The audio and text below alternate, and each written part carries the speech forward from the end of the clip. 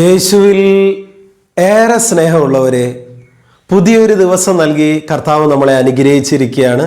നല്ല ഈശോയ്ക്ക് നമുക്ക് നന്ദി പറയാം. പ്രിയപ്പെട്ടവർ, ഇന്നേ ദിനം നാം ചിന്തിക്കുന്നത് നമ്മുടെ ജീവിതത്തിലെ കുറവുകൾ തിരുത്തണം എന്നതിനെക്കുറിച്ചാണ്.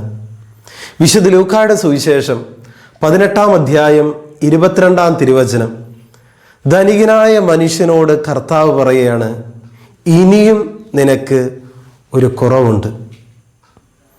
അവന് രക്ഷ പ്രാപിക്കാൻ തടസ്സമായിട്ട് അവൻ്റെ ജീവിതത്തിൽ ഒരു കുറവുണ്ടെന്ന് കർത്താവ് അവന് ചൂണ്ടിക്കാണിച്ചു കൊടുക്കുകയാണ്.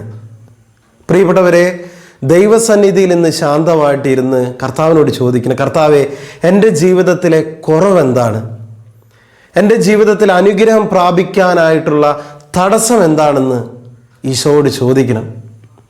വിശുദ്ധ യോഹന്നാന്റെ സുവിശേഷം 11-ാം അധ്യായം 39-ാം തിരുവചനത്തിൽ നമ്മൾ കാണും, ലാസറിൻ്റെ കല്ലറയുടെ മുന്നിലെത്തുമ്പോൾ കർത്താവ് പറയുന്നുണ്ട്, ആ കല്ലെടുത്ത് മാറ്റുവിൻ, ആ കല്ലെടുത്ത് മാറ്റുക. പ്രിയപ്പെട്ട മകനെ, മകളെ, നിന്റെ ജീവിതത്തിൽ അനുഗ്രഹം ലഭിക്കാൻ, ഉയർച്ച ലഭിക്കാൻ, അല്ലെങ്കിൽ ഒരു ഉത്ഥാനം ലഭിക്കാൻ തടസ്സമായി നിൽക്കുന്ന ഏതെങ്കിലും കല്ലുകൾ നിന്റെ ജീവിതത്തിലുണ്ടോ?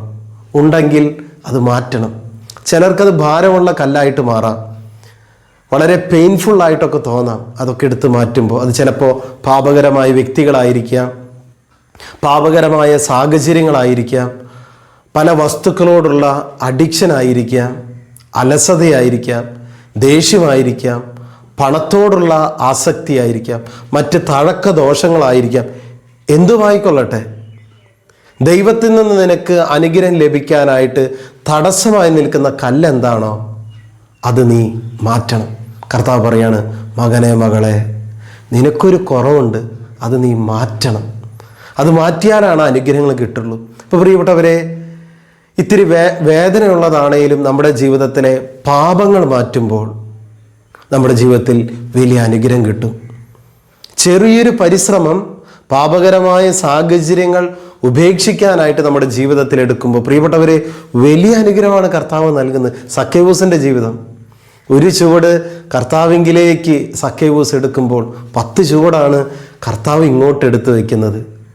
അവരൊരിക്കലും പ്രതീക്ഷിക്കാത്തൊരു സ്വപ്നം, അവൻ്റെ വീട്ടിലേക്ക് ഈശോ യാത്രയാവുകയാണ്. പ്രിയപ്പെട്ടവരിതുപോലെ ചില പാപങ്ങൾ, പാപ സാഹചര്യങ്ങളൊക്കെ നമ്മൾ ഉപേക്ഷിച്ച് നമ്മുടെ ജീവിതത്തിലെ ചില കല്ലുകൾ നമ്മൾ എടുത്തു മാറ്റുമ്പോൾ പ്രിയപ്പെട്ടവരെ, നമ്മൾ ഒരിക്കലും ചിന്തിക്കാത്ത, പ്രതീക്ഷിക്കാത്ത അനുഗ്രഹം, കൃപകൾ ദൈവം തരും.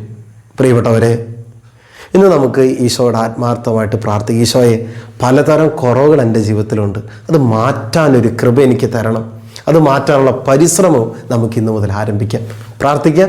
നല്ല ഈശോയെ, ഈ സന്ദേശം കേട്ടുകൊണ്ടിരിക്കുന്ന ഓരോ മക്കളെയും ആശീർവദിച്ച് അനുഗ്രഹിക്കണമേ. മകനെ, നിനക്ക് ഒരു കുറവുണ്ട് എന്ന് ധനികനായ മനുഷ്യനോട് ചൂണ്ടിക്കാണിച്ചതുപോലെ കർത്താവെ, ഞങ്ങളുടെ കുറവുകൾ കാണിച്ചു തരണമേ. അത് തിരുത്തുവാൻ, പാപകരമായ അവസ്ഥകൾ, സാഹചര്യങ്ങൾ, വ്യക്തികൾ, വസ്തുക്കൾ എല്ലാം ഉപേക്ഷിച്ച് വിശുദ്ധിയിൽ ജീവിക്കുവാൻ ഞങ്ങൾക്ക് കൃപ നൽകണമേ. ഈ സന്ദേശം കേട്ടുകൊണ്ടിരിക്കുന്ന ഓരോ മക്കൾക്കും അതിനുള്ള വലിയ അനുഗ്രഹം ഉണ്ടായിരിക്കട്ടെ. യേശുനാമത്തിൽ ആശീർവദിക്കുന്നു, ഇപ്പോഴും എപ്പോഴും എന്നേക്കും. ആമേൻ.